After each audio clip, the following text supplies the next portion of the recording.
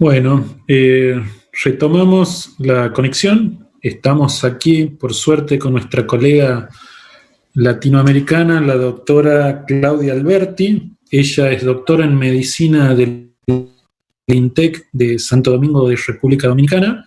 Es especialista en nutrición y además es especialista en alergia e inmunología de AIVA. Nos va a disertar en esta ocasión de reacciones cutáneas a los equipos de protección personal. Buenas tardes, Claudia, ¿cómo estás? Buenas tardes, Cristian, ¿cómo estás? Para mí un placer saludarte y saludarlos, y obviamente un honor poder estar aquí con ustedes desde tan lejos, pero aquí presente. Bueno, entonces, muchas gracias a todos los que están aquí. Hoy vamos a hablar un poquito de las reacciones cutáneas a los equipos de protección personal, a propósito de lo que actualmente estamos viviendo, que es esta pandemia COVID-19. Y me imagino que es un tema que me pareció bastante interesante porque justamente creo que, si no todos, la gran mayoría, se va a sentir identificado con algunas de las reacciones que vamos a presentar acá. Entonces, espero que nos sea de ayuda.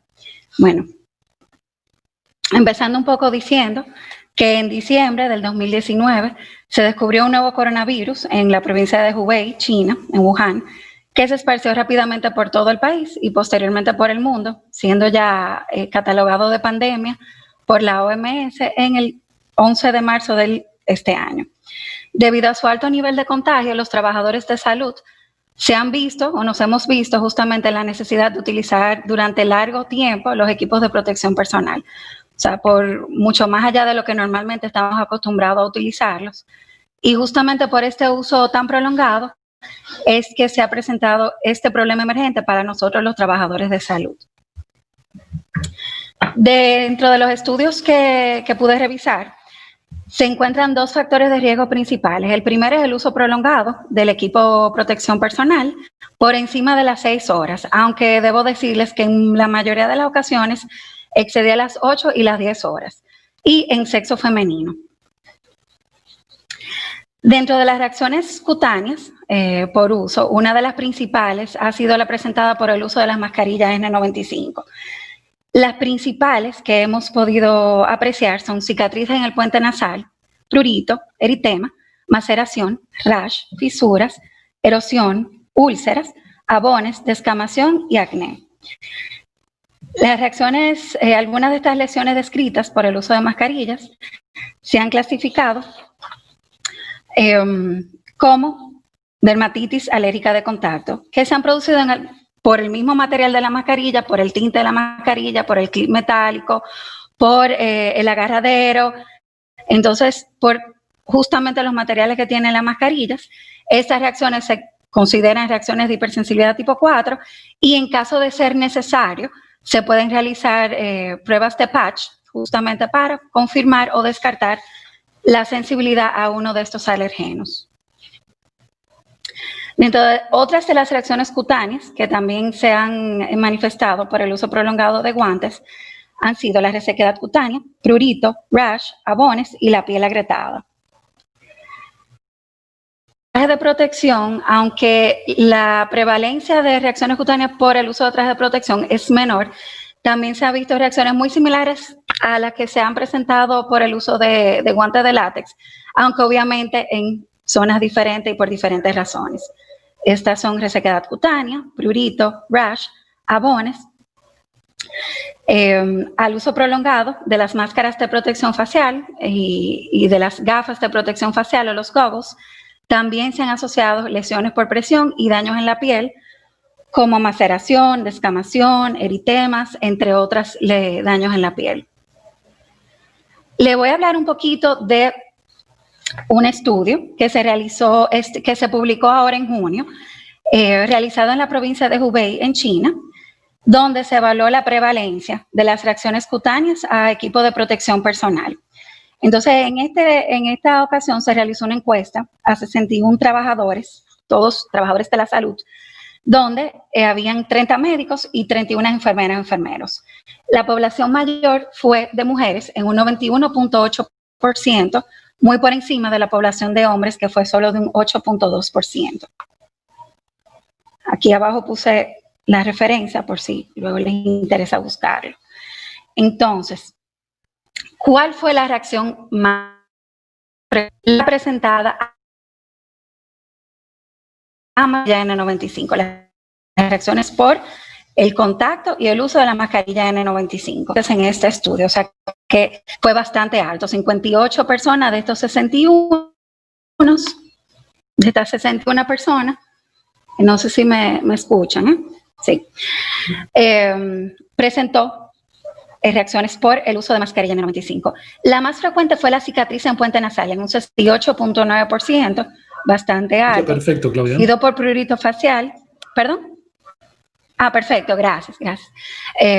Prurito facial en un 27.9%, daños en la piel, como habíamos hablado, maceración, eritema, eczemas, seguido por resequedad cutánea y por último rash, una menorita. En este estudio, sí, los participantes presentaron lesiones retroauricular y dolor en el oído y solamente un participante presentó acné. 6 de esos participantes presentaron abones en puente nasal, mandíbula y mejilla, y todos desarrollaron estas reacciones luego de utilizar la mascarilla N95 por un promedio mayor a 12 horas diario en un periodo de tiempo de 3 meses y medio. No se reportaron reacciones cutáneas con el uso de mascarillas quirúrgicas ni con el uso de mascarilla de tela, y realmente fueron pocos los participantes en este caso que pudieron a necesitar una atención médica o a automedicarse. En su mayoría, todos continuaron utilizando la mascarilla N95 sin hacer ningún tipo de cambio. Entonces, las reacciones por guantes de látex también fue bastante alta, se presentaron un 88.5% de los participantes, donde la principal fue resequedad cutánea en un 55.8%. Seguida de prurito en un 31.2%, también se presentó rash y agrietamiento de la piel, en un poquito menor de medida. 3 reportaron sentir incomodidad al utilizar los guantes, o sea, sentir las manos muy mojadas por el sudor, y hubo un participante que además se reportó. Estos participantes que vemos aquí, este 88.5%, estuvo expuesto al uso de guantes de látex por promedio de 10 horas al día, aproximadamente 3 meses y medio. Sin embargo, aquellos pacientes que utilizaron guantes de plástico o guantes de tela no presentaron reacción. En cuanto al traje de protección, la prevalencia 0.7% de reacciones cutáneas, donde la principal, como había dicho anteriormente, fue resequedad cutánea, seguida por prurito en un 34.4%, presentaron rash y presentaron abones. El traje protector que utilizaron fue traje desechable y se utilizó en promedio 10 horas al día durante 3 meses y medio. 2 de los participantes sí tuvieron que buscar asistencia médica por presentar abones. Aún así, continuar utilizando el traje de protección. En este caso fue mucho más frecuente en la población de mujeres, al igual que en el uso de mascarilla N95, y en una población joven de 20 a 29 años. Aquí le voy a comentar otro que se publicó en el JAD, en la revista de la Academia Americana de Dermatología, sus siglas en inglés, en marzo del presente año, donde se describen daños presentados en la piel por trabajadores de la salud durante la pandemia COVID-19. En esta ocasión fue mayor en la población, se realizaron 542 cuestionarios al staff médico y de enfermeras en Hubei, China. La prevalencia de daño en la piel también fue bastante alta y fue de un 97%. Aquí se evaluaron las reacciones presentadas tras el uso prolongado de mascarilla N95, máscara de protección facial, lente de protección, guantes o goggles, guantes de látex y lavado frecuente de manos en el personal de primera línea manejando COVID-19. Los síntomas más frecuentes presentados fueron resequedad cutánea, molestia o dolor, prurito y ardor, mientras que las lesiones cutáneas más frecuentes fueron descamación, eritema, maceración y fisura.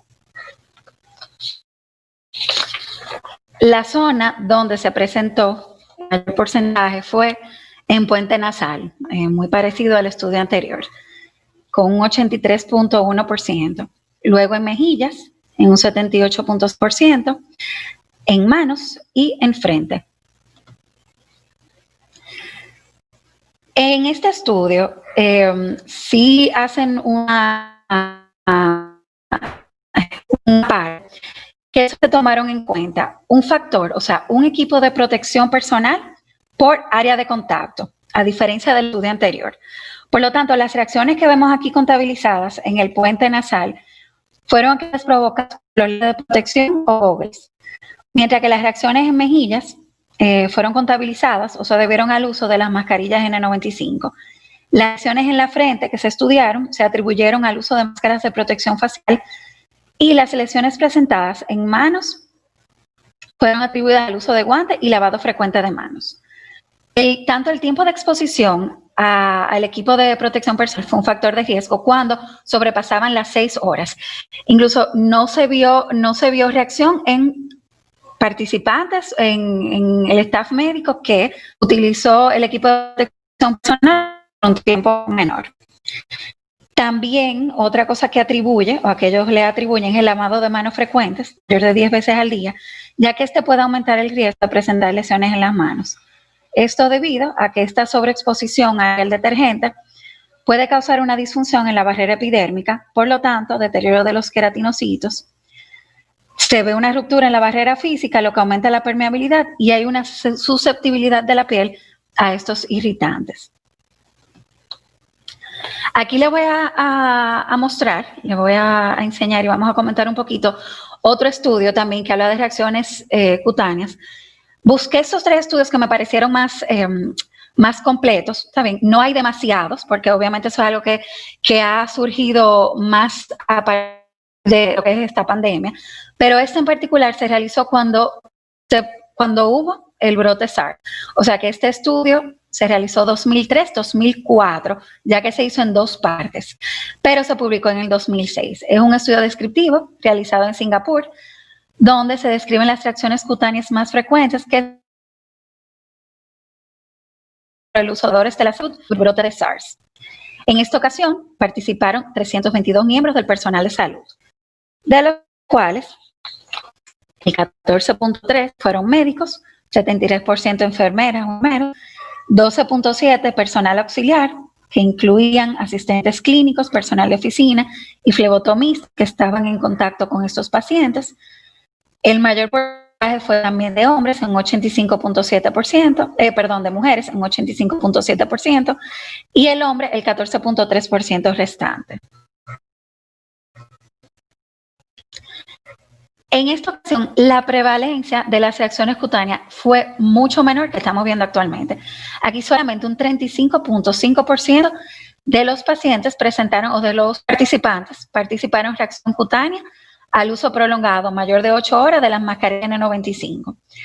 Y a diferencia de lo que hemos visto ahora, en esta ocasión el acné fue la reacción que más se presentó, con un 59.6%, a diferencia de los estudios que vimos, donde en el primero solamente hubo un paciente que reportó. Sin embargo, la cicatriz nasal, hemos visto que en los estudios anteriores ha sido la más frecuente en los trabajadores de la salud manejando COVID, utilizando EPP. En este caso fue la menos frecuente, con solamente un 7.3% de los pacientes. También vio prurito y se vio rash. En cuanto a los guantes de látex, hubo una prevalencia de un 21.4%, donde la reacción que más se presentó o que más se describe es resequedad cutánea en un 73.4%, seguido por rash y finalmente abones en un 6.3%. Sin embargo, las que se presentaron por el uso de trajes de protección fueron muy pocas, solamente 4 pacientes presentaron reacciones por el uso de trajes de protección, de los cuales el 100%, o sea, los 4 pacientes presentaron prurito. De estos 3, describen que el prurito fue en la muñeca. Y 75% presentó rash. Estas reacciones que se presentaron tras el uso de la mascarilla N95 duraron en promedio 8 horas al día durante aproximadamente una media de 8 meses. Y el personal que utilizó mascarillas quirúrgicas no reportó reacción cutánea. Se piensa que el acné pudo deberse a que se crea al microclima, justamente que se crea, que es caliente y húmedo en el área de la cara que está cubierta por la mascarilla, y esto puede predisponer a un brote acnéico. Por otro lado, la oclusión de los conductos pilosebáceos debido a la presión local en la piel también puede predisponer a un brote de acné. La dermatitis alérgica de contacto puede deberse al contacto con los adhesivos metálicos o las tiras de gomas o al tinte del textil, como habíamos mencionado anteriormente. En cuanto a los guantes de látex, todos utilizaron guantes de látex aproximadamente durante 6 horas al día por una media de 9.4 meses. Aquí tampoco se reportaron reacciones cutáneas a guantes plásticos. La mayoría de estos pacientes continuó utilizando guantes de látex, solamente 8 optaron por cambiar alternativas látex free o a utilizar guantes de plástico o a utilizar guantes de plástico debajo de los de látex o bien guantes de tela debajo del guante de látex.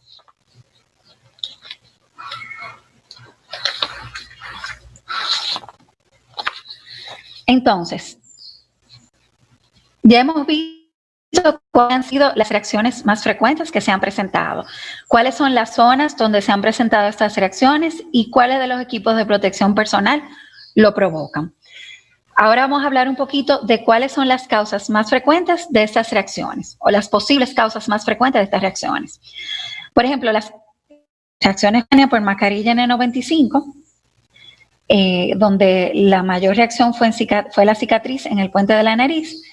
Se piensa que pudo haber sido provocado, que puede ser provocado por colocar la mascarilla muy ajustada o por ejercer una fuerte presión sobre el clip metálico para ajustar la misma.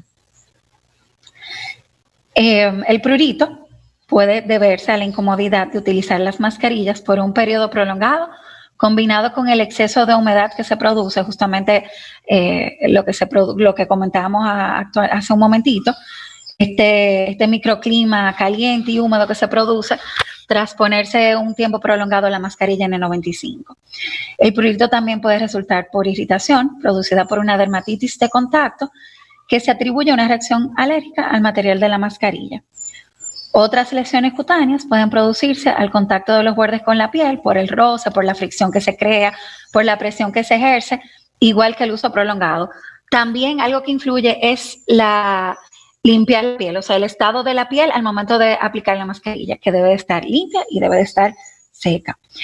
Algo que se recomienda también, además de esto, es el uso de apósitos hidrocoloides, que son estos apósitos autoadhesivos, oclusivos o semioclusivos, justamente en los puntos de roce o en los puntos de presión para reducir la fricción. Claro, siempre teniendo en cuenta que esto no vaya a disminuir o que no vaya a afectar la eficacia del equipo de protección personal, que esto no se vea comprometido. Entonces, dentro de las causas de reacciones cutáneas a trajes de protección, alergia al látex, me volé una diapo.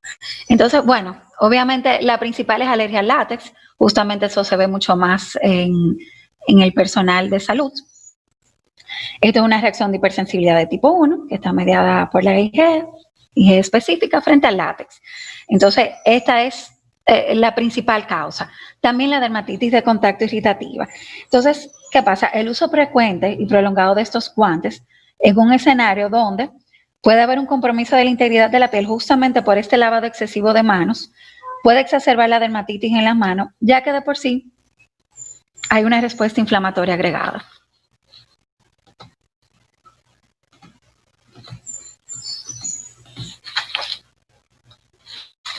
Entonces, en cuanto a las de trajes de protección, bueno, esto también por el microclima de humedad que se crea al utilizar el guante de protección durante un tiempo prolongado. Lo que se sugiere es reemplazar frecuentemente este traje. Esto ayuda a reducir las reacciones cutáneas provocadas por el mismo. Todos los trajes que se utilizaron durante el estudio eran trajes desechables. Hay algunos que son reusables, que son lavables, pero a los que hace referencia al estudio fueron trajes desechables. Entonces, en general, la mayoría de las reacciones cutáneas que se presentaron fueron leves o moderadas. Solo un pequeño porcentaje buscó ayuda médica o busca ayuda médica o se automedica. Como vimos, la gran mayoría sigue utilizando equipo de protección personal. Ahí no es que tengamos mucha alternativa. Sí, algunos han buscado opciones, como habíamos hablado anteriormente, cambiar guantes de látex, guantes de plástico. Hay algunos que han optado por cambiar la mascarilla N95 por mascarillas quirúrgicas. Sí, en uno de los estudios se sugería que cada 2 horas, dentro de lo posible, si uno podía estar en un ambiente controlado, retirarse la mascarilla por 15 minutos y luego colocarla nuevamente. En otros hacían sugerencia de cada 4 horas alivianar un poco la presión que produce este equipo de protección personal, goggles, mascarillas, face mask, y luego volver a ponérsela. Entonces, tenemos algunas recomendaciones, son las recomendaciones planteadas en diferentes estudios. Es realizar rutinas diarias de higiene en la piel, seguido de la aplicación de cremas humectantes que brinden una protección adecuada. Humectar las manos frecuentemente, asegurarse que las mismas estén secas y limpias antes de utilizar los guantes. Cuando nos lavemos la mano, utilizar alguna crema hidratante, dejar que se absorba y luego entonces colocarnos los guantes. Seguir el protocolo, tanto para la postura como para el retiro del equipo de protección personal. Ajustar el mismo a la forma de la nariz, o sea, forma anatómica de la nariz, de la cara, antes de aplicarlo de forma definitiva. Y asegurarnos de no sentir molestia en los puntos de contacto, de que no haya fricción, de que no haya una presión exagerada, ya que muchas de las reacciones irritativas se deben a una aplicación incorrecta de los mismos. Por último, utilizar un material de vendaje entre el equipo de protección personal y la piel, o sea, apósitos, material de vendaje que pueden ser estas espumas con siliconas, que sean siempre, obviamente, teniendo en cuenta que esto no interfiere con la eficacia del equipo de protección que estamos utilizando, que es lo primordial. Entonces, como decía anteriormente, aliviar la presión en la medida de lo posible cada 4 horas, o sea, retirar el equipo de protección personal en un ambiente seguro para poder liberar la presión siempre y cuando esto sea posible. Y la limpieza e hidratación apropiada luego de remover el equipo, o sea, cuando lleguemos a la casa, cuando removamos por completo el equipo, tener una buena higiene en la piel, no frotar las zonas expuestas a la mayor presión, ya que esto puede producir un daño mayor en la piel, e hidratar y humectar. Bueno, muchísimas gracias. Espero que esto les haya servido. Y bueno, si tienen alguna pregunta, estamos acá a la orden. Buenísimo, Claudia. Muy bueno. Realmente es novedoso saber que esto está pasando, digamos, y que se está incrementando con el uso del equipo de protección personal el problema de los constantes reacciones, sean leves, como dijiste vos, desde eritemas, eczemas, o incluso llegar a dermatitis irritativas importantes, ¿no? Sí, sí, tal cual. Sí. Lo que aquí por ahí preguntaban, para que lo dejen un poquito más claro, ¿eran por alergia al látex o si era por otra cosa?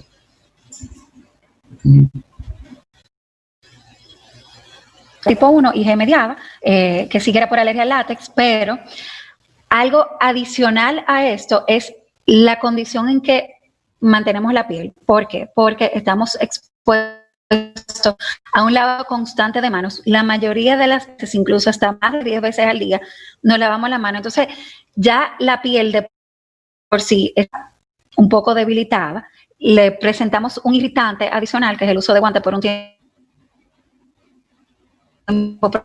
En sí, esto incide además propiamente al látex, que es algo que nosotros que trabajamos en salud vemos viendo desde hace mucho tiempo. No sé si respondo la pregunta.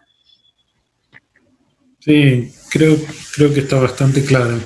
Y aquí otra pregunta, me dicen si recomiendas, o de algo que leíste, digamos, porque esto es más que nada, ¿qué tipo de cremas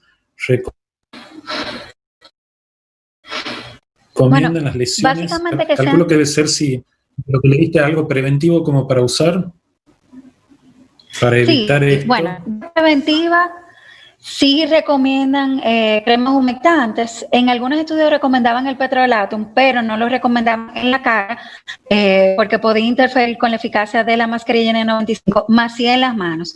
Principalmente ya cuando llegamos a la casa, porque esa es más densa, más espesa, cuando llegamos a la casa, que ya estamos, no lo vamos a volver a utilizar, sí se puede utilizar petrolatum u otro humectante. Y obviamente el uso de corticoides top en caso de que sea necesario cuando estemos frente a una lesión provocada justamente por irritativa o provocada por el uso del equipo. Exactamente, y con el tema de los guantes látex, me imagino que obviamente tratar de buscar... Claro, tal cual, alternativas. Realmente hay alternativas. Se pueden utilizar los guantes plásticos. Hay algunos que no les gusta, entonces usan un guante de tela debajo y encima el guante de látex, o un guante plástico debajo y encima el guante de látex. O sea que ahí sí tenemos opciones. El guante plástico es una opción viable para una persona que esté haciendo estas reacciones consecutivas al uso del látex. Perfecto. Hola, sí, hacen bueno, creo que no es fuera de lo que pusiste ahí en tu charla, digamos, quedó algo resonando, algo muy importante que quieras destacar. Bueno, algo que dijiste al principio, que es algo nuevo en un sentido, o sea, estas reacciones cutáneas ocupacionales se han visto altamente incrementada. Muchos de nosotros quizás son de primera línea, otros no. Entonces, aquellos trabajadores de salud que son de primera línea, pues obviamente se ven mucho más afectados. Incluso no alcancé a poner imágenes, pero sí se ve claramente aquí en puente nasal, los eritemas, la descamación, la liquenificación. Entonces, es algo interesante que justamente se esté estudiando recientemente porque era algo que anteriormente era parte de una reacción ocupacional. O sea, no como lo estamos viendo ahora, que hay un incremento bastante grande por la situación que estamos viviendo ahora, posición tan prolongada a la cual nos exponemos. No sé si tienen alguna otra pregunta. Sí, hay otra pregunta. Bueno, buenísimo, no sé, Rocío, vos querías preguntar algo. Sí, doctora, le hago una pregunta que hacen en el chat. Si en su país hay datos estadísticos de incremento de alergia en el personal de salud por el uso de los guantes de látex.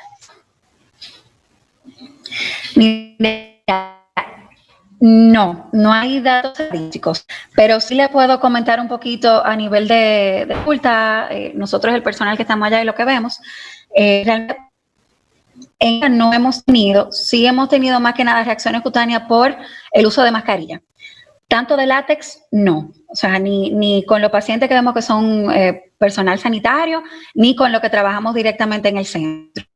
Pero sí hemos visto incluso algo que se describe como muy poco frecuente, la acné. Sí hemos visto mucho más casos de acné y de eritema por el uso de mascarilla.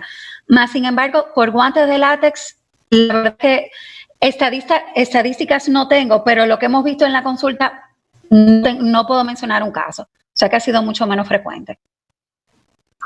Perfecto. Y otra pregunta que hacen en el chat es que las reacciones cicatrizales a nivel de cara por las mascarillas N95, ¿alguno de esos pacientes requirió cirugía? No. La mayoría, incluso pocos fueron a atenderse, buscaron asistencia. La mayoría utilizaron corticosteroides tópicos, con esto bastó, antihistamínicos. Algunos sí necesitaron esteroides orales, pero hasta ahí. No se reportaron cirugías ni tampoco traumas. Perfecto, muchísimas gracias. Gracias Doctora. a ustedes. Bueno, gracias, un placer. Muy bien. Entonces, le recordamos a todos los asistentes virtuales que se realizará un sorteo a las 20:30 horas a cargo de la presidenta del Congreso Congreso, doctora Amalia Pasos, entre los asistentes que se encuentren presentes, así que por favor acompáñenos hasta el final de la jornada. Bueno.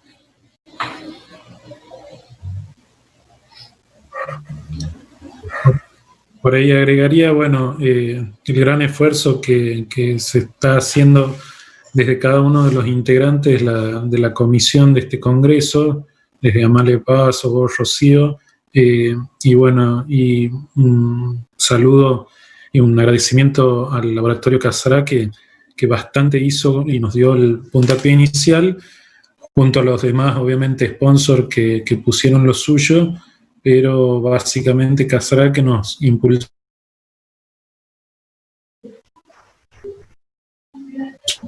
y nos inició para que el Congreso este año y realicemos de esta forma este hermoso que estamos acostumbrados anualmente.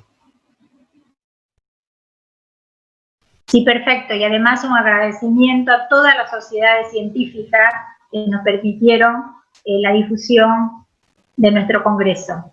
Así que vamos agradeciéndole día a día todo el apoyo que nos han dado y nos siguen dando. Sí.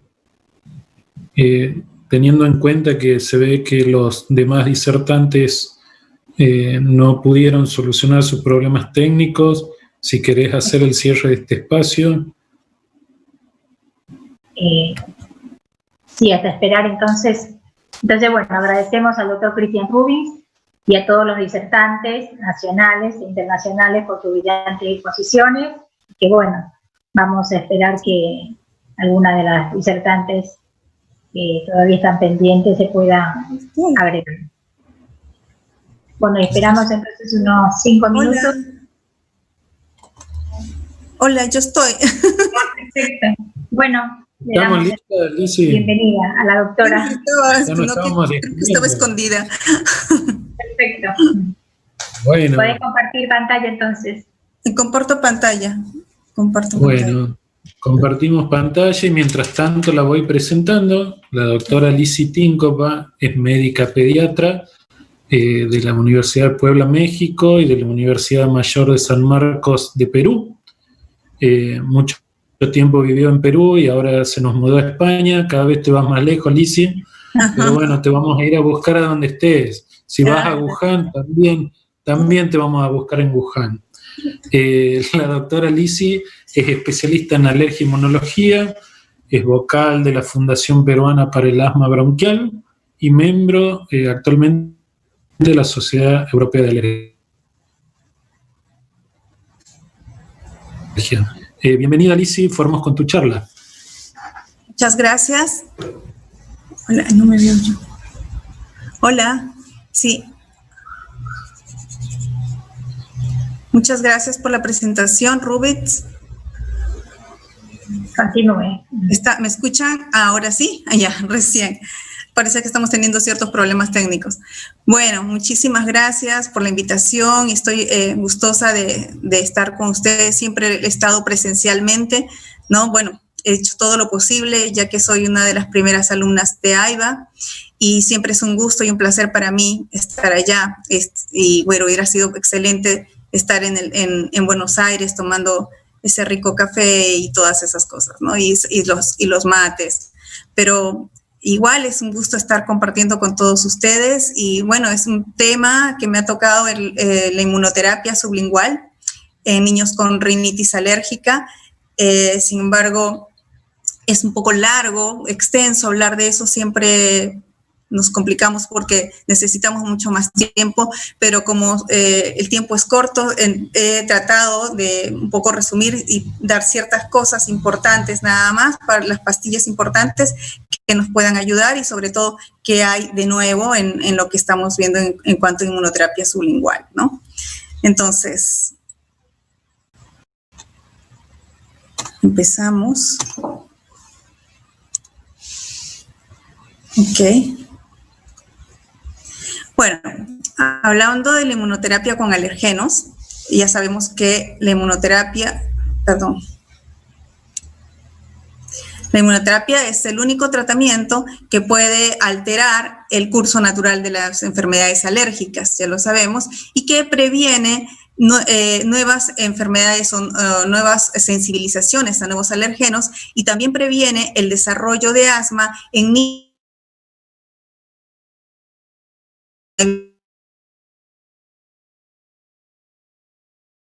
eficacia a largo plazo, ya que tiene beneficios, muchos beneficios tras la suspensión del tratamiento. Se habla entre 7 a 10 años inclusive después de la suspensión del tratamiento, que eso es muy importante, y que ya inclusive desde tiempos antiguos, desde artículos o papers de la OMS, de opinión de la OMS desde 1998, ya estaban hablándose acerca de eso, ¿no? Entonces, la inmunoterapia con alergenos en las últimas décadas, también en el caso de la inmunoterapia sublingual, se ha posicionado como una forma segura y eficaz en el tratamiento de las enfermedades alérgicas respiratorias. Pasó a ser considerada por la OMS como una alternativa válida a la forma tradicional de la administración de inmunoterapia, que muchos estaban solamente utilizando la subcutánea. Hasta hoy en día, en que la inmunoterapia sublingual ya ha alcanzado un nivel de evidencia A en el tratamiento de enfermedades alérgicas, sobre todo en el caso de rinitis y rinoconjuntivitis, ¿sí?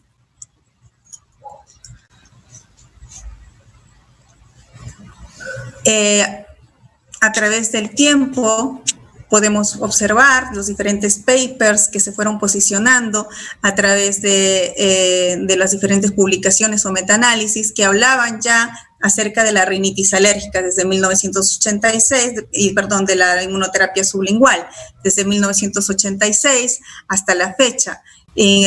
Tenemos el primer paper de la Organización Mundial de Alergia en 1998, ya en el 2005-2006 tenemos metaanálisis, y así.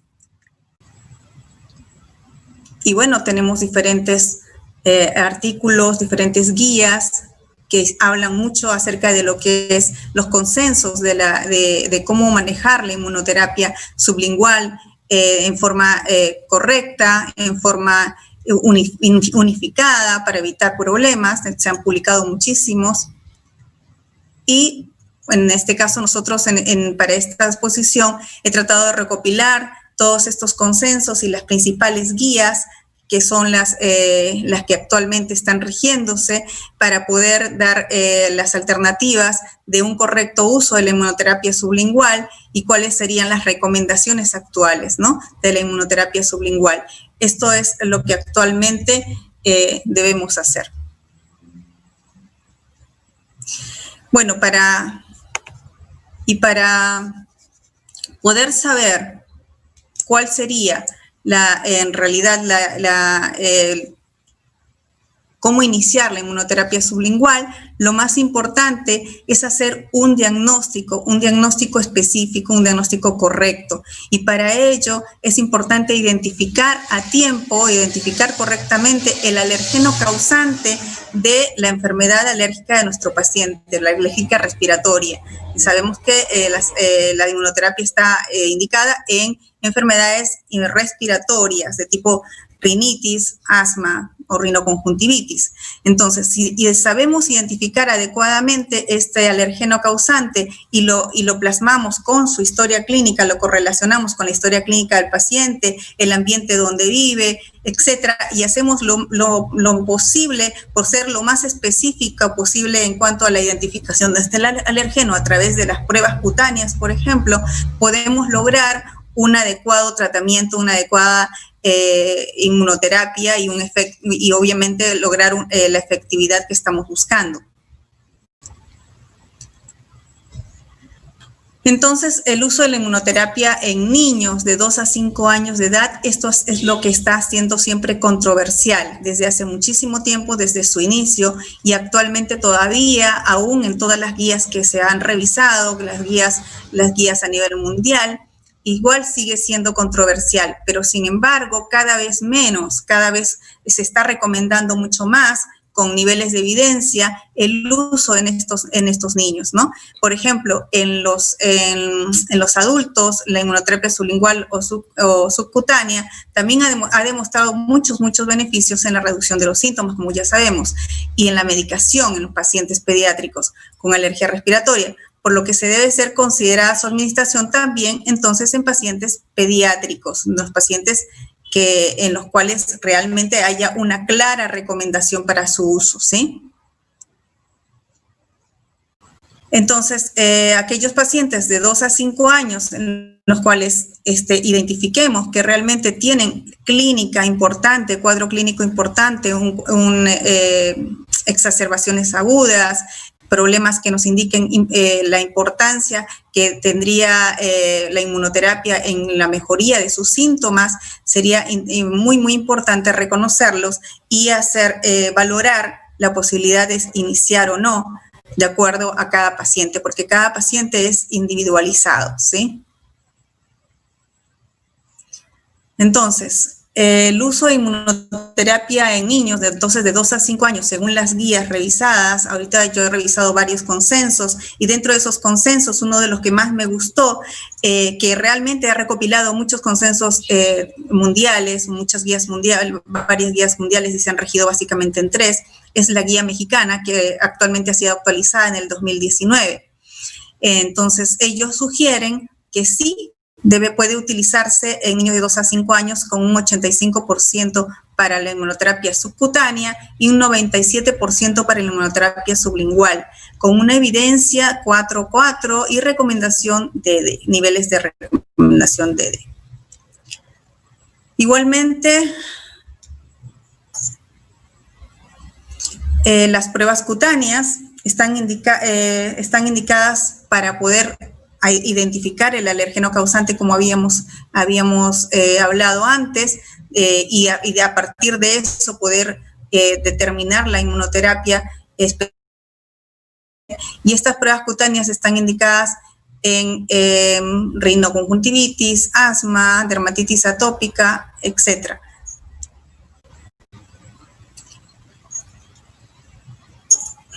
Y esta, ya. Y entonces, de acuerdo a los marcadores de eficacia en cuanto a las pruebas cutáneas, se ha visto que no hay evidencia de que una reducción en el tamaño de la pápula, por ejemplo, de la prueba cutánea, realmente sea un marcador confiable de la desensibilización a nivel individual de cada paciente. Estamos hablando cuando ya está recibiendo la inmunoterapia. Incluso se ha sugerido que el uso repetido de estas pruebas cutáneas en vivo podría inducir nuevas sensibilizaciones, ¿ok? Entonces, los expertos de la guía mexicana, WIMIT, que han revisado el resto de guías, no recomiendan entonces la repetición de las pruebas cutáneas durante la inmunoterapia para fines de monitoreo o de respuesta a tratamiento o como criterio para continuar o eventualmente suspender la inmunoterapia. Entonces, ya que esta decisión se toma ya sea considerando realmente la evolución clínica del paciente. Entonces, no sería necesario estar tomando las pruebas cutáneas constantemente, ¿sí? A menos que sospechemos que realmente no van bien. Y bueno, para hablar de las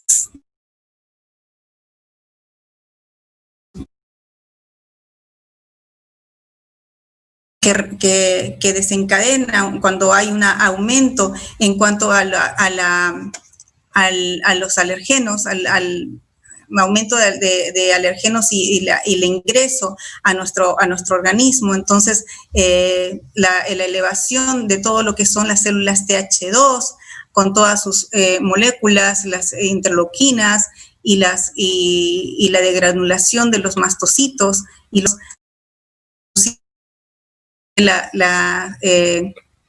toda esta cascada de factores quimiotácticos que van a lograr a la larga el daño tisular y la reacción inflamatoria que va a conllevar a la reacción de sensibilización o de alergia, ¿no?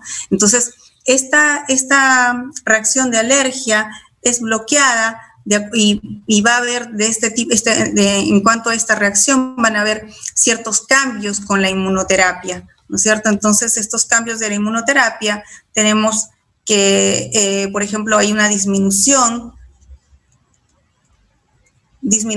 en cuanto a las células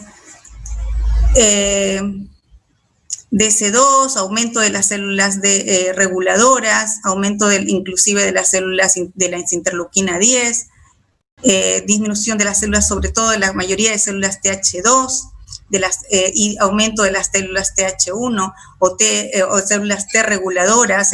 La inmunoterapia va a conllevar a todo esto, al aumento de la interleuquina 10 sobre todo, que es la interleuquina que es la que va a regular, se va a comportar como un regulador de toda la respuesta de alergia y va a modular la respuesta de la inmunoterapia. Igualmente, la disminución de las interleuquinas 4, 5, 13 y de la disminución de las células TH1. Igualmente, al final, lo más importante es que se empiezan a ver aumento de la IgG4, que son que ya sabemos que es el anticuerpo bloqueante principal, igualmente que la IgA, que participa principalmente en cuanto a la regulación y a la respuesta de tolerancia en cuanto al efecto de la inmunoterapia, ¿sí? Y aquí tenemos que los efectos que los expertos de la guía mexicana recomiendan algunos puntos importantes que tenemos que tener en cuenta para poder tener una buena práctica acerca del uso de la inmunoterapia, tanto sublingual como subcutánea, pero en este caso estamos hablando básicamente de la sublingual. Por ejemplo, para productos específicamente vendidos para la inmunoterapia sublingual, ¿existe una dosis de mantenimiento probablemente eficaz? Sí, está recomendado, ellos lo recomiendan y están en 100% de acuerdo, ¿no? ¿Cuál sería la dosis de mantenimiento de la inmunoterapia sublingual probablemente eficaz? Entonces sugieren ellos entre 5 a 50 microgramos de alergeno mayor diarios, y esta es una sugerencia que están inclusive 100% de acuerdo en cuanto a la mayoría de guías. Para productos de inmunoterapia sublingual líquida, por ejemplo, los que son preparados a base de frascos con extractos alergénicos concentrados, existen dosis de mantenimiento probablemente eficaz en relación con las dosis de inmunoterapia subcutánea. Sí, existen, se sugiere que sí, al 100%. Y para los extractos naturales, ¿cuál sería la dosis de mantenimiento diaria respecto a la inmunoterapia subcutánea? Entonces ellos sugieren entre 5 a 200% de la dosis mensual de la inmunoterapia subcutánea. Entonces, en cuanto a la fase de mantenimiento, la inmunoterapia sublingual debe aplicarse diariamente para obtener mayor eficacia. Ellos recomiendan obviamente que sí, están todos de acuerdo en un 100%, y para la dosis la fase de mantenimiento también debe ser por lo menos 3 años, que es la recomendación de la mayoría de guías. En los pacientes polialérgicos o polisensibilizados con indicación de inmunoterapia sublingual, es recomendable también hacer mezclas con alergenos sí o no, o no relacionados. En este caso, el consenso es neutral en el 100%. Sin embargo, pueden recomendar algunos alergenos. ¿Cuántos alergenos por frasco? Sugieren entre 2 alergenos no homólogos, que están todos de acuerdo, y recomiendan respetar sobre todo el contenido biológico de las proteasas. Se sugiere considerar preparados viales por separado, ¿no? En este caso. Y bueno, se puede agregar adyuvantes. Hay un importante dato que ellos han considerado aquí, si existe alguna sugerencia de agregar adyuvantes en la forma de productos bacterianos que pueda mejorar la eficacia de la inmunoterapia sublingual. Muchos de ellos lo están sugiriendo. Dicen que sí, en un 100%. Y yo, en mi experiencia personal, obviamente ya lo he probado, y ustedes también, me imagino, en Argentina, lo saben todos, desde los maestros más antiguos, como me acuerdo el doctor Bebacqua, con mucho cariño lo recuerdo, él colocaba estos coadyuvantes bacterianos en sus inmunoterapias sublinguales, que iban perfectamente bien porque obviamente balanceaban un poco el eje entre TH1 y TH2 y los niños mejoraban mucho la respuesta sobre todo a sus infecciones bacterianas y con esto la inmunoterapia se veía muy, muy beneficiada, ¿sí? Igualmente seguimos en esta evaluación, entonces ellos sugieren también, por ejemplo, existen condiciones en las cuales se tenga que evaluar, reducir la dosis. Cada una de estas cosas ya sabemos que es personalizado por cada paciente, pero sin embargo sí pueden haber condiciones, ¿no? ¿Cuál sería la frecuencia de reacciones adversas sistémicas en la inmunoterapia sublingual? De todas las dosis administradas se ha evaluado entre 0.056%, que es muy, muy bajo, y de todos los pacientes se han encontrado reacciones locales entre 50 y 75%, que también bastante bajo, y reacciones sistémicas de 0.08%, graves 1.1%, bastante, bastante baja, ¿no? Esto nos demuestra la seguridad en cuanto a la inmunoterapia sublingual. Entonces, la modalidad pre y coestacional podría ser de utilidad, en este caso para México o para muchos países latinoamericanos, como en este caso Argentina, que tienen altas concentraciones de pólenes, pues en este caso sí lo recomiendan, dicen que es eficaz, pero sin embargo no está muy recomendado porque no han demostrado su efecto a largo plazo. En España también, sin embargo, lo están usando con bastante frecuencia este tipo de modalidades pre y coestacionales, ¿no? Aún así todavía está prevaleciendo, pero sin embargo estamos viendo que se están cambiando estos temas, ¿no? Y bueno, en cuanto a la experiencia clínica de estos expertos, pues, hablan, por ejemplo, que en un paciente que no presenta mejoría al año de aplicarse inmunoterapia sublingual, se podría continuar la aplicación de inmunoterapias si presenta mejoría. Si no presenta mejoría o esperar la mejoría al siguiente año, le dicen que no en un 29% y recomiendan que no en un 51%. Es probable que se presente mejoría al cambiar a inmunoterapia subcutánea, pues están de acuerdo con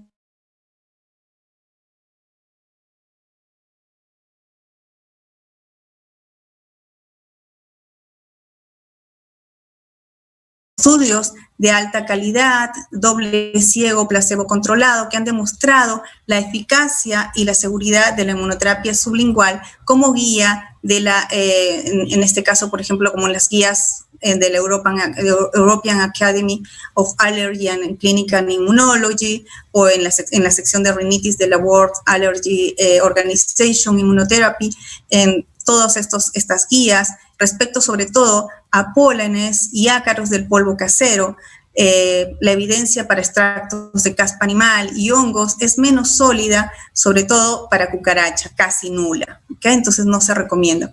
Con ello, la inmunoterapia sublingual se presenta entonces como una modalidad, una buena modalidad para pacientes que no pueden acudir regularmente a la aplicación de inmunoterapia subcutánea o que prefieren no recibirla, ¿sí?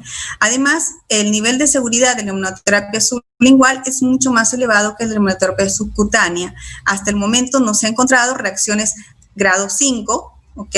Y con la inmunoterapia sublingual, las reacciones grado 4 son sumamente raras, por ello la sublingual también podría ser una opción para pacientes que no toleran la inmunoterapia subcutánea. Entonces, en el ámbito internacional, entonces hemos visto este punto en los cuales se han visto reacciones sistémicas, se han documentado efectos sistémicos al cambiar, sobre todo inmunoterapia sublingual, a pacientes con inmunoterapia subcutánea. Por ello es que no se está recomendando mucho esta práctica.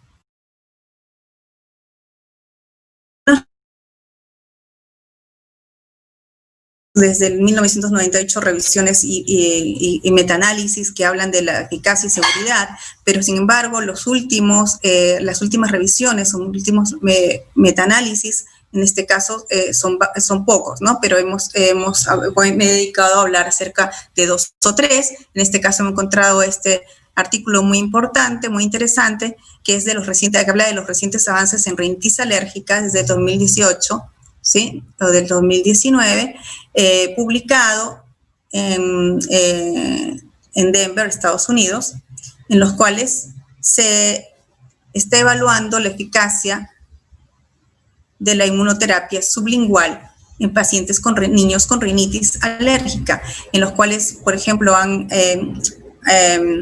juntado diferentes tipos, han hecho un metaanálisis juntando diferentes tipos de revisiones de inmunoterapia sublingual, ¿no? De diferentes autores, como vemos acá, desde 2006 hasta una última,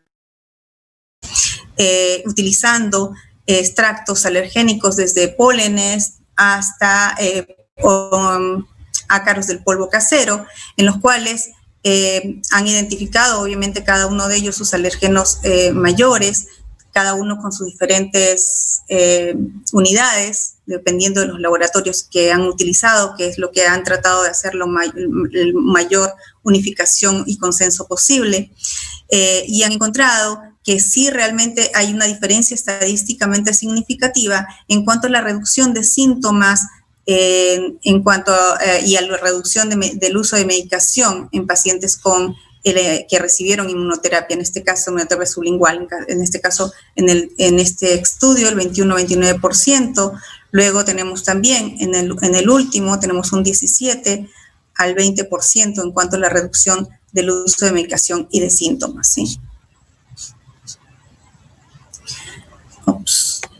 Igualmente, las visitas hospitalarias, tanto en verano como en invierno, un seguimiento durante 3 años, o sea, recibiendo pacientes durante 3 años de inmunoterapia y haciéndose luego un seguimiento posterior de 2 años en adelante, aún así persistieron la disminución en cuanto a la visita de los pacientes a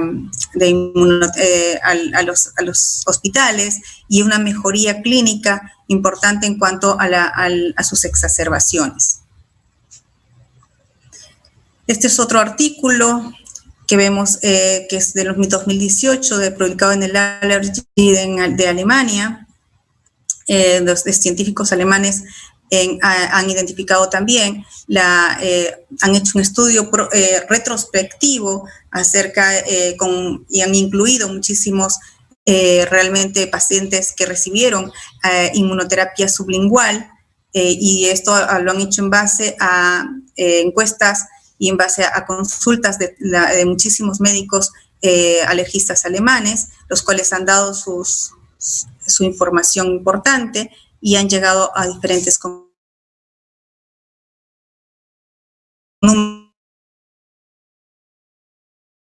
lingual fue de 2.851 y el número control de 71.275.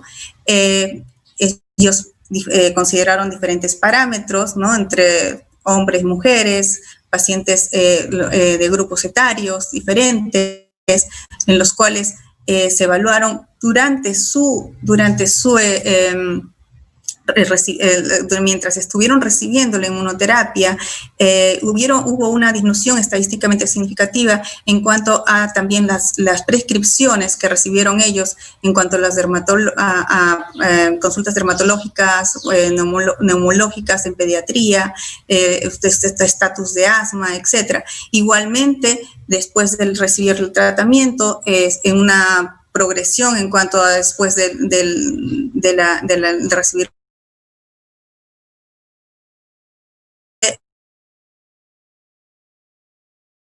los síntomas y el uso de la medicación y la prescripción en cuanto a la medicación necesitada en el grupo de inmunoterapia sublingual versus el grupo placebo, el grupo de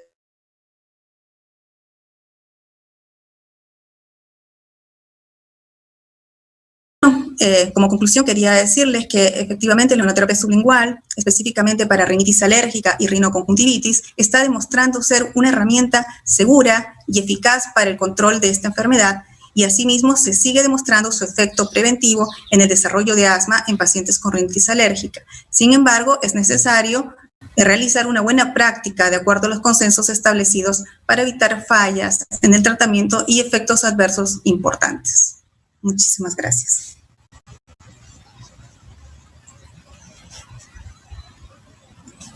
Muchísimas gracias.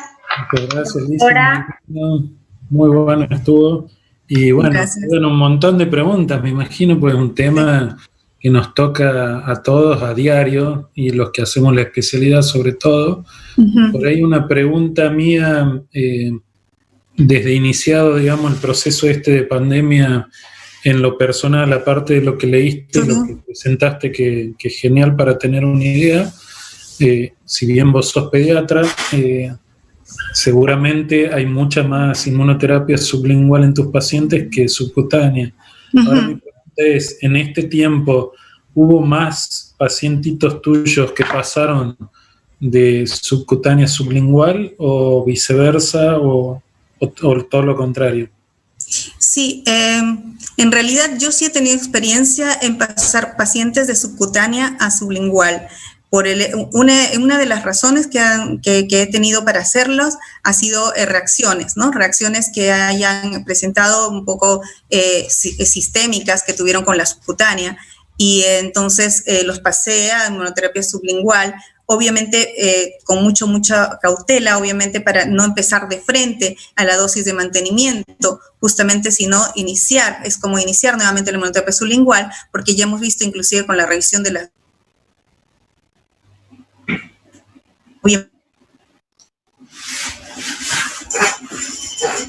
de todas maneras tener reacciones al pasar de la inmunoterapia subcutánea a la sublingual, pero sin embargo en mi experiencia han ido perfectamente bien, lo han tolerado muy bien y obviamente siempre con el seguimiento adecuado, con todas las precauciones que se deben de tener pre y post administración, ¿no?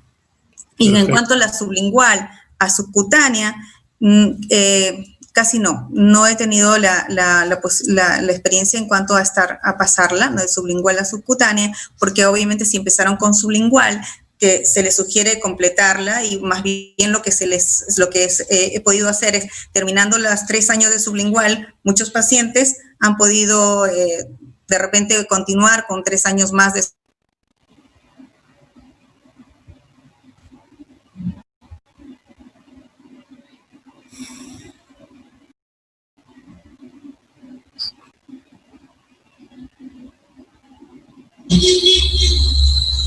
Perfecto. El tema, digamos, de pasar de la subcutánea a sublingual, vos decías, pues no me acuerdo bien, creo que entendí al revés, arrancás con la dosis estándar, lo más básico o más bajo que se pueda en concentración, o te animás, por ejemplo, estuviste 6 meses con subcutánea, pasás a una sublingual con una potencia un poco más alta.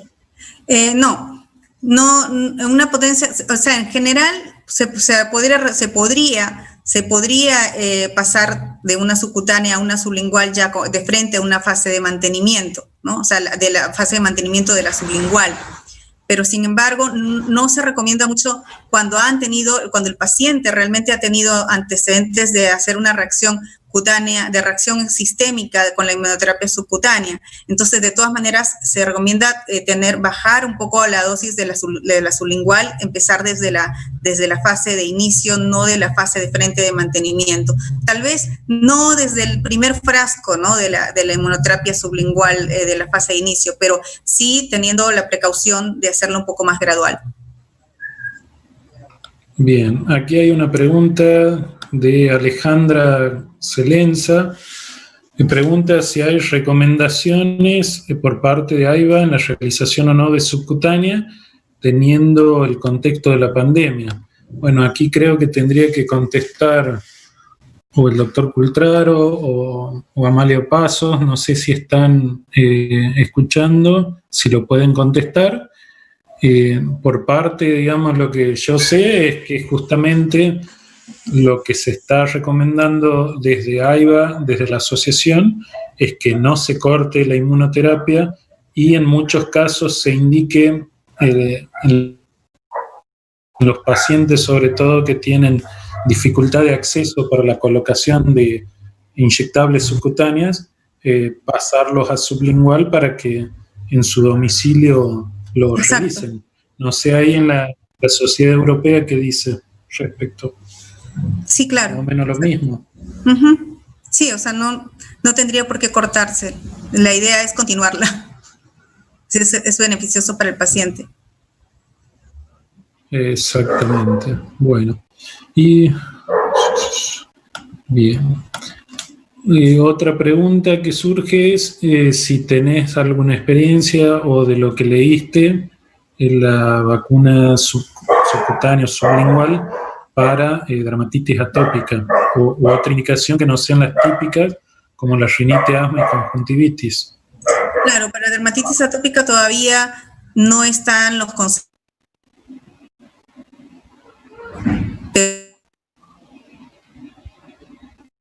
respecto a eso, y hay en casos específicos, ¿no? En casos específicos, pero no es en general, ni tampoco para alergia alimentaria en sí, ¿no? Para alergia alimentaria se está haciendo desensibilizaciones en realidad primero, pero sí hay ya, por ejemplo, algunas vacunas que se están haciendo para maní, por ejemplo, o esas cosas en Estados Unidos, ¿no? Pero vacunas orales, pero no para exactamente dermatitis atópica, porque sabemos que la dermatitis atópica en sí es un componente mixto, ¿sí? Entonces, no necesariamente la inmunoterapia va a ser beneficiosa, ¿no? Entonces, es como un poco más difícil que realmente sea directo como para dermatitis atópica, a menos que el paciente realmente tenga problemas con reacciones cruzadas, con alimentos, pólenes, etcétera, y problemas en la piel, ¿no?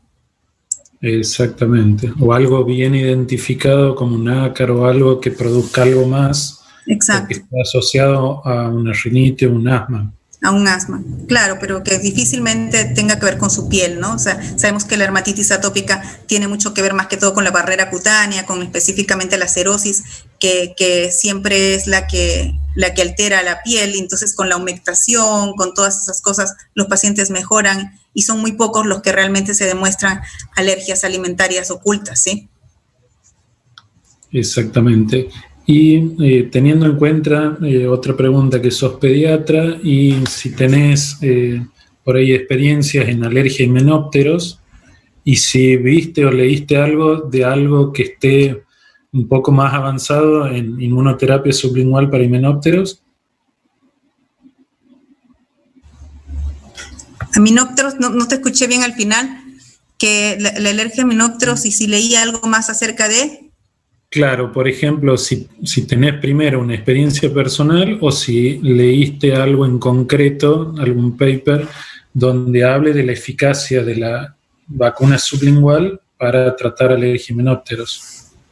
No, bueno, en cuanto a la experiencia personal no la he tenido para nada, porque pues acá no lo manejamos en donde vivo, en donde me desarrollo en Lima, ¿no? Y tampoco no estoy en ninguna área tropical ni nada de esas cosas por el momento, en niños menos, pero sin embargo inmunoterapia sublingual no está indicada dentro de lo que es para alergia a himenópteros, en este caso más que todo la subcutánea, ¿no? La subcutánea es lo que yo más o menos... Es lo que está aprobado hace 100 años, digamos. Uh-huh. Pero bueno, hay algo, por lo menos de lo que yo leí, de que hay algunos ensayos, obviamente se intenta por todos los medios, cómo se llega a intentar hacer, pero hasta ahora no está funcionando. Más difícil, ¿no? Claro, sí. Es una alergia bastante severa que difícilmente creo que pueda responder tal vez a la sublingual, no lo sabemos. Ojalá que podamos tener claro. algo. Sí, porque ustedes tienen mucho problema, ¿no? Un problema con los himenópteros allá. En el norte de Argentina es muchísimo alergia a himenóptero, sobre todo abeja, avispa, hormiga colorada. Claro. Incluso se está viendo mosquito. Claro, y es un grave problema que sería excelente que la sublingual mitigara eso, ¿no? Porque también la subcutánea es muy riesgosa. Un niño de 5 años que te hace una anafilaxia y decirle que por 5 años lo vas a tener que pinchar. No hay opción. Claro. es bastante duro, pero bueno, exacto, está pasando, así que bueno, ojalá que haya algo exacto. al respecto en breve. Ujú. Bueno, creo que estamos finalizando, Lizzy, creo que no tenés más preguntas. Respondiste todo perfecto, muy bien. Muchas gracias. Muchas gracias. Bueno, nos alegramos de Discúlpenme más bien verte y mis de fallas tenerte. técnicas porque primera vez que entro así en Zoom con PowerPoint y no sé qué cosa hice por ahí que se cortó. Y bueno, menos mal que tengo por aquí mi ayudante que me ayudó. Le vas a tener que pagar unos buenos dólares al que te ayudó. Sí, Estuvo ahí al pie de cañón. sí. Bueno, te mandamos un abrazo, un besito, que sigas Muchas bien. gracias. Y bueno, doy el pie aquí a Rocío para que nos despida. Ya, Bueno, muchísimas agradecemos entonces al doctor Cristian Rubins por su brillante coordinación y a todos los disertantes nacionales e internacionales que hemos tenido.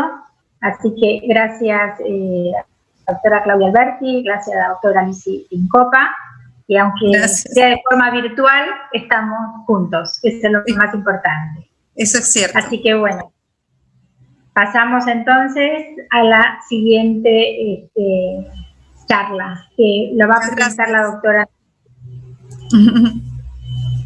Doctora Natalia, adelante. A continuación.